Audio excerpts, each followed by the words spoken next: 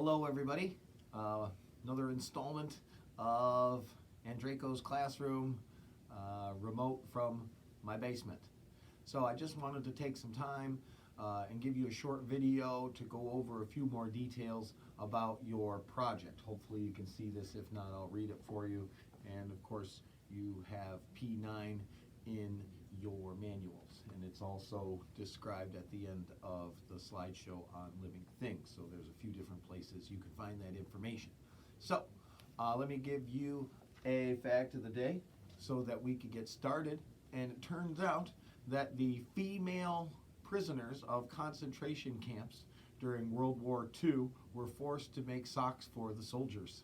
So they deliberately sabotaged them by making the heels of the socks too narrow or just completely non-functioning or missing a spot there with a hole.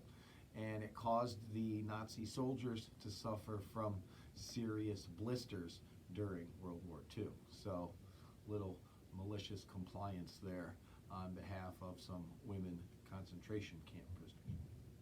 Anyways, luckily, we're not that stage of being in a concentration camp, just a little self-quarantine, and me and the boys are having lots of fun. I'll give you a story a little bit later this week. So let's just have a short video about your projects. So here we go. Reminder, your project is assigned to you. There is a slideshow or a spreadsheet that shows who does what group of animals. Your project is to be roughly 12 to 15 slides. That's not a solid number. You need to include a title slide, have your classification like I showed you in the protist group. That wasn't really super informational. It was just more to go along with your projects. Also in your projects you have to include what makes your group your group. Do they all have backbones and wings and feathers and things like that? What makes your group your group? Also nutrition and habitat, fancy names for what they eat and where they live. All the subgroups within your group.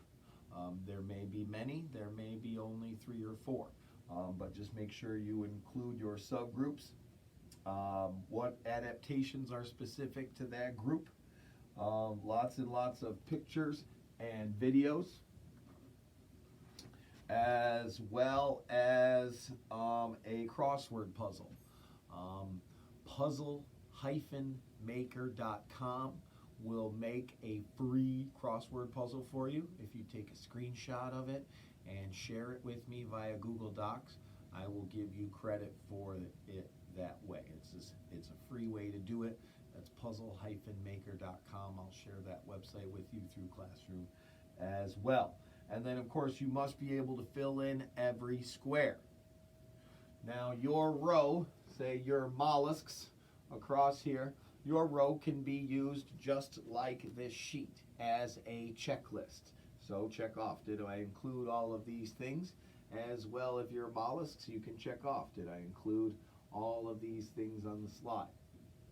When I get all the slideshows in from you guys, I will lecture your slideshow and help you fill in the other squares so that hopefully by the end of this project, this entire spreadsheet of yours will be filled in.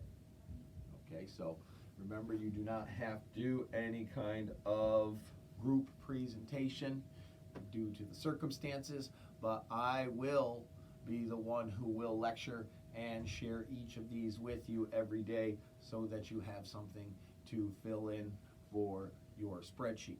And then there'll be objectives and things like that. So I think that covers everything with your project.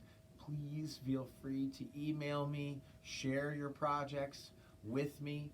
Once you get started, ask for feedback. I'm more than happy to help. I've got this giant computer, I've got an iPad, I got my Chromebook. I am well digitized over here, so just get in touch with me anyway and anytime, and we'll see you soon. All right, be safe.